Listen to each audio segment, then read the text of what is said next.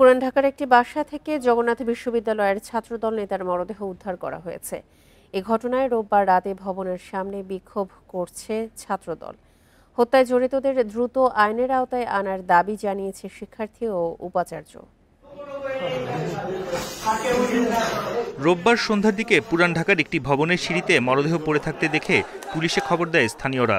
ঘটনাস্থলে এসে খোঁজ নিয়ে জানা যায় মরদেহটি জগন্নাথ বিশ্ববিদ্যালয়ের শিক্ষার্থী ও ছাত্রদল নেতা জুবাইর রহমানের। সিসিটিভি ফুটেজে দেখা যায় বিকেল 4:30টার পর দুই ব্যক্তি ওই ভবন থেকে পালিয়ে যায়। 4:30টার দিকে আমার কাছে ফোন আসলো। তো আসার পর আমি আসলাম, দেখি বাড়িওয়ালা ওরা সবাই গেটটা লাগায় দাঁড়ায় আছে। তখন আমি বংশাল থানায় ফোন দিলাম। 3 তলায় যখন যাই, 3 তলায় গিয়ে দেখি আমরা তার লাশটা, নিতর দেহটা পড়ে আছে। খবর পেয়ে ঘটনাস্থলে ছুটে আসেন সহপাঠীরা।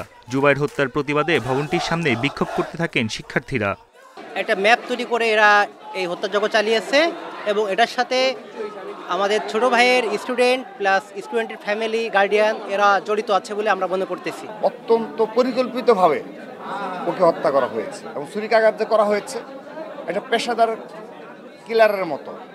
এই খুনির যে বৈশিষ্ট্য, তারা যেভাবে আঘাত করেছে, কারণ ছুরিকাঘাত যদি এলোমেলো হয় তার কিন্তু নাও মারা যেতে পারত। ঘটনাস্থলে আসেন জগন্নাথ বিশ্ববিদ্যালয়ের উপাচার্য। এই ঘটনার সুষ্ঠু তদন্ত ও বিচার দাবি করে দ্রুত হত্যাকারীদের গ্রেপ্তারের দাবি জানান তিনি। হত্যায় জড়িতদের ধরতে কাজ করছে পুলিশ।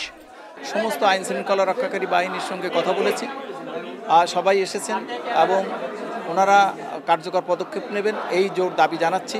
আশা করি যারা এই ঘটনার জন্য দায়ী তারা খুব শীঘ্রই আইডেন্টিফাই এবং যত দ্রুত সম্ভব আইনের আওতায় চলে আসবে। এই ঘটনায় তো নিশ্চয়ই মামলা হবে। মামলা হওয়ার পরে আমরা আইনানুগ যে প্রক্রিয়া আছে সেগুলো অনুসরণ করে আগাবো।